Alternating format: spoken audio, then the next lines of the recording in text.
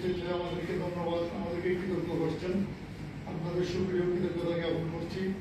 আমরা আশা করছি আপনারা এই গুরুত্বপূর্ণ বিষয়গুলো তাদের কাছে উপস্থাপনে সার্বিক সহযোগিতা করবেন। আমাদের আজকের মূল বিষয়গুলো হলো মাদ্রাসা বোর্ডের পাঠ্য বইয়ে মদিনা শরীফ সহ আহলুস সুন্নাত ওয়াল জামাতের আকীদাগুলো তত্ত্বাবধায়ক অন্তর্বর্তী সরকার আমলে যে বাদ দেওয়া হয়েছে সেগুলোকে পুনঃসংযোজন করা, মব সন্ত্রাসের মাধ্যমে ইমাম মৌলানা শহীদ রইসুদ্দিন হত্যা করা হয়েছে তার বিচার, চাকরিচ্যুত ইমাম খতিব, শিক্ষক, ব্যাংকারদের পুনর্বহাল, সাম্রাজ্যবাদীদের সাথে জাতীয় ছাত্রবিরোধী সকল চুক্তি বাতিল, মাদরসমূহের হামলা বিচার ও পুনর্নির্মাণ, ইসরায়েল মার্কিন আগ্রাসনের শিকার মুসলিম ইরানিদের প্রতি সংহতি প্রকাশ সহ ৬ দফা দাবি নেওয়া। সাগররুনি হলে উপস্থিত সাংবাদিক বন্ধুরা, আমার সহযোগিতারা, আসসালামু আলাইকুম ওয়া রাহমাতুল্লাহি ওয়া বারাকাতুহু। বাংলাদেশ ইসলামী ফ্রন্টের পক্ষ থেকে আজকের এই সংবাদ সম্মেলনে উপস্থিত থাকার জন্য আপনাদের প্রতি আন্তরিক ধন্যবাদ জানাচ্ছি। আপনাদের মাধ্যমে আমরা জাতির সামনে কিছু গুরুত্বপূর্ণ বিষয় তুলে ধরতে চাই যা আমাদের জাতীয় জীবনে একান্ত অপরিহার্য। বাংলাদেশ একটি মুসলিম সংখ্যাগরিষ্ঠ দেশ। এদেশের মানুষের ধর্মীয় বিশ্বাস, সাংস্কৃতিক, আধ্যাত্মিক ঐতিহ্যের ভিত্তি হল আহলে সুন্নাত ওয়াল জামাতের আদর্শ।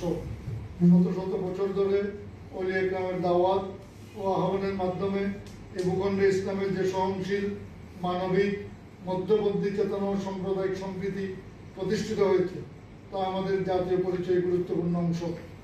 কিন্তু গভীর উদ্বেগের সাথে আমরা লক্ষ্য করেছি সাম্প্রতিক সময়ে বিভিন্ন ক্ষেত্রে এই ঐতিহ্য বিশ্বাসকে উপেক্ষা করে কোথাও কোথাও পরিকল্পিতভাবে বিকৃত বা সংকোচন করার প্রবণতা দেখা যাচ্ছে।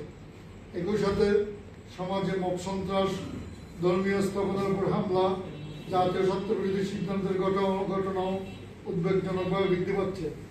এই প্রেক্ষাপটে বাংলাদেশ ইসলামী ফ্রন্ট দেশের শান্তি, ধর্মীয় ঐতিহ্য ও জাতীয় স্বার্থ রক্ষার লক্ষ্যে নিম্নোক্ত ৬ দফা দাবি উপস্থাপন করছে।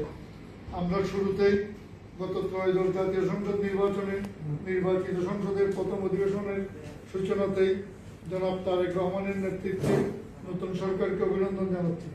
একটি গণতান্ত্রিক সরকার প্রতিষ্ঠায় এই নবযাত্রার নেতৃত্বে এদেশের ধর্মীয় ঐতিহ্য, বহুদলীয় গণতন্ত্র, সামাজিক ন্যায় বিচার প্রতিষ্ঠা, সন্ত্রাস, চাঁদাবাদ মুক্ত দেশীয় আন্তর্জাতিক সকল ষড়যন্ত্র মোকাবেলা করে আগামী ৫ বছরের জন্য একটি সমৃদ্ধশালী বাংলাদেশ প্রতিষ্ঠায় নতুন অধ্যায় সূচনা করবেন বলে আশা করছি।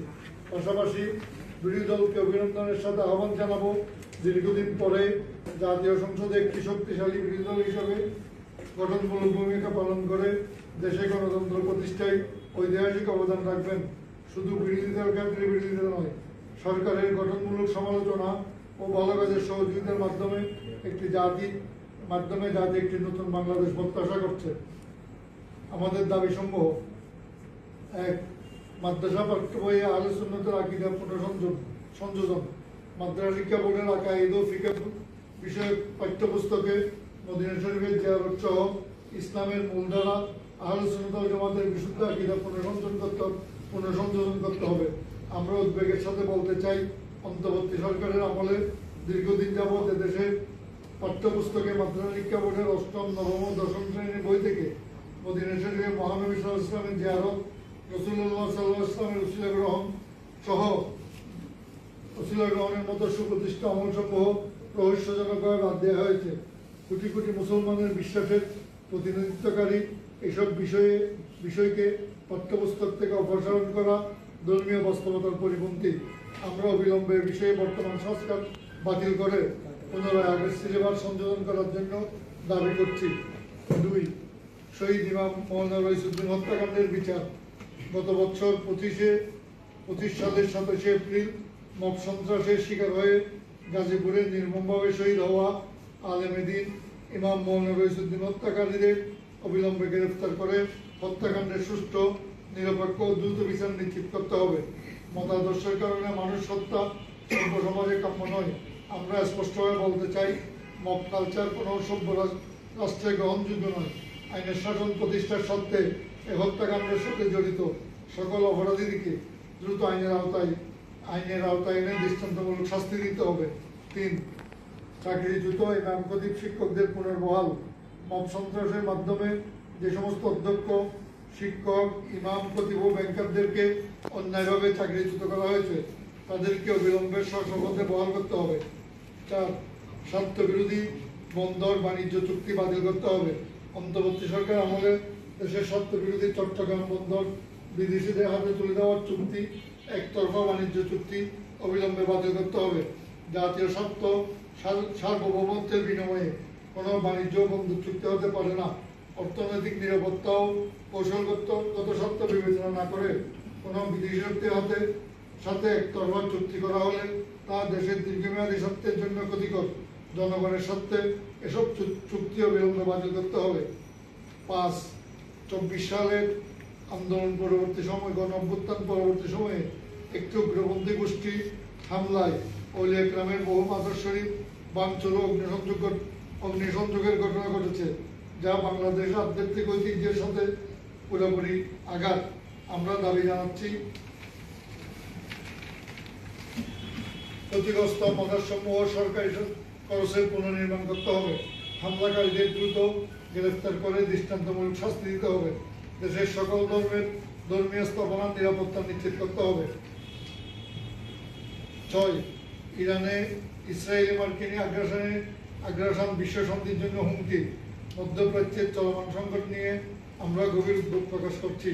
ইসরায়েল ও মার্কিন আগ্রাসনের শিকার মজলুম ইরানের জনগণের প্রতি বাংলাদেশ ইসলামী ফ্রন্ট সংহতি প্রকাশ করছে।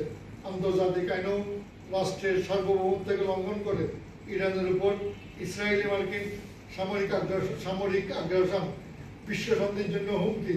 আমরা বাংলাদেশ সরকারের পররাষ্ট্র মন্ত্রণালয়ের প্রতি আহ্বান জানাচ্ছি, বাংলাদেশ ঐতিহ্যগতভাবে শান্তিপূর্ণ পররাষ্ট্রনীতির আলোকে আন্তর্জাতিক অঙ্গনে যুদ্ধ ও আগ্রাসনের বিরুদ্ধে দৃঢ় কূটনৈতিক ভূমিকা গ্রহণ করবে এবং ইরানের আগ্রাসনের বিরুদ্ধে কার্যকর ভূমিকা পালন করবে।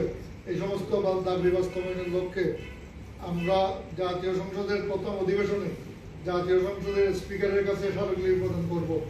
আগামী 1 এপ্রিল এসব দাবির ব্যাপারে জনসচেতনতা সৃষ্টির লক্ষ্যে সারা দেশের প্রতি থানা উপজেলায় মানববন্ধন ও প্রতিবাদ সমাবেশ অনুষ্ঠিত হবে। আগামী 7 এপ্রিল জেলা সদরে মানববন্ধন ও প্রতিবাদ সমাবেশ অনুষ্ঠিত হবে।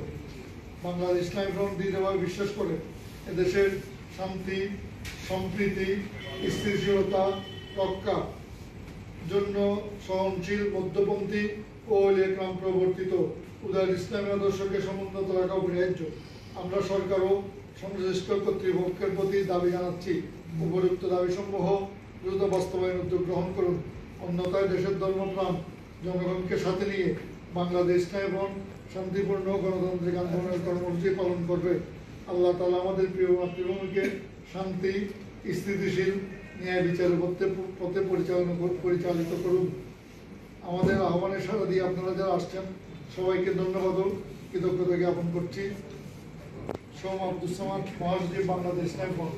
আমি পরিচয় করে দিচ্ছি, আমার বাম পাশে যিনি আছেন